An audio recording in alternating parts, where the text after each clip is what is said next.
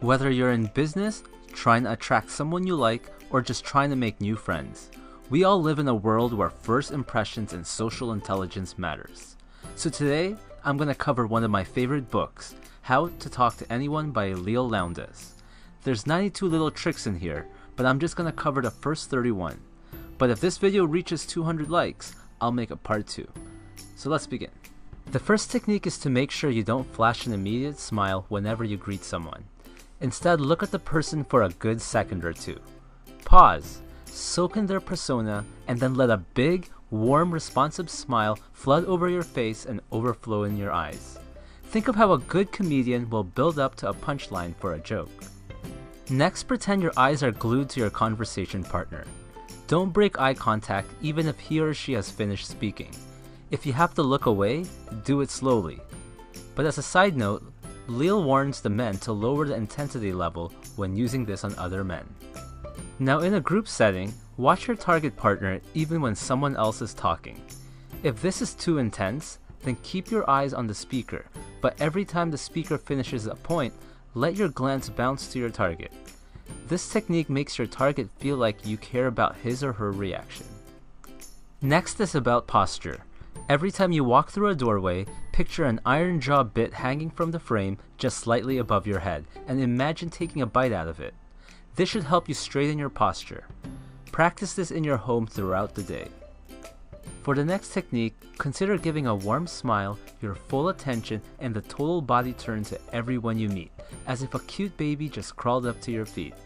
Or similarly, imagine the person is like your old best friend who you haven't seen in ages. Number 7 is about not fidgeting and keeping hand motions below your head. Many believe that one of the big reasons that Richard Nixon lost to JF Kennedy in the 1960 presidential elections is because he kept fidgeting and mopping his eyebrows on live television.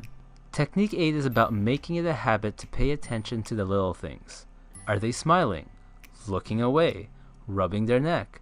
Is their feet pointing towards the door? You don't have to be a body language expert to pick up on what they may be thinking. Next, relax and practice visualizing yourself walking around hung by your teeth, shaking hands, smiling, and treating people like you're meeting a long-lost best friend.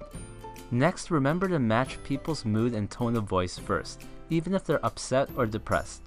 Enter people's world before bringing them to yours. The 11th is understanding that your first impression has little to do with your actual words. Just remember to avoid starting conversations with a complaint or something negative. The next technique is to wear or carry something unusual, could be small, that strangers will feel compelled to stop you and ask you, "What is that?" Next, ask a friend, the host of the party, or anyone who knows your target about some facts, and then use those as an icebreaker. "So I heard you're a famous magician where you're from." But if you don't know anyone who can give you some facts, then try eavesdropping. "Excuse me, I couldn't help but overhear that you're a dancer." When someone asks you the inevitable, "Where are you from?" or "What do you do?" never give one-word answers and try to have it relate to the person you're talking to. Research some interesting facts on the internet. I'm an attorney from Toronto, a city with over 8,000 restaurants. Right now, I'm involved in a case where a company actually discharged a woman for taking extra maternity leave that was a medical necessity. Now, the same rules apply when you're introducing people to one another. Just remember, if you're uncomfortable mentioning someone's job, then mention their hobby or some accomplishment. Next, when in conversation, pay attention to word clues that hint to your target's preferred topic. Then when possible, start talking about that topic. Some people might seem shy, quiet, or bored, but talk about a topic they like and they might not shut up. The next one was inspired by Brian Tracy. He says to picture a spotlight. In sales, if the spotlight is focusing on the product, it's not interesting to the prospect. But if the spotlight is focused on the prospect, they make the sale. So when it comes to people, let the conversation and spotlight be mainly focused on them. The next technique can help you never be left speechless again by simply repeating the last few words your conversation partner says and turning it into a question. This puts the ball back on their court. Guess what? I just started playing Pokemon Go. Pokemon Go? The word encore, which the audience sometimes shouts at the end of a good performance, means they want another one. So recall a good story someone in a group setting with you has told you, and then tell the group, tell them about the time you got struck by lightning and survived. This shines the spotlight on them by requesting a repeat performance.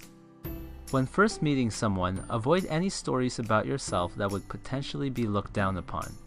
Later in the relationship, telling a new friend that you got caught stealing or have been married 3 times will probably be no big deal. Next, if you're ever afraid of going to some social event because you'll have nothing to say, then simply go watch or read about the latest news. The 24th is about never asking people the question, what do you do? Some people are just not proud of what they do for a living, like a tax collector. Instead ask, how do you spend most of your time? If they're workaholics, they'll happily tell you what they do anyways. But if someone asks you what you do, ask yourself how your profession can help this person's life. For example, don't just say you're a real estate agent, say, I help people moving into our area find the right home. Next, get a thesaurus. Look up common words that you use every day and start finding permanent replacements. For example, many women have been called pretty, beautiful, cute, or hot enough times in their lives. Stand out and say something like, don't take this the wrong way, but you look ravishing. Next is killing the quick me too.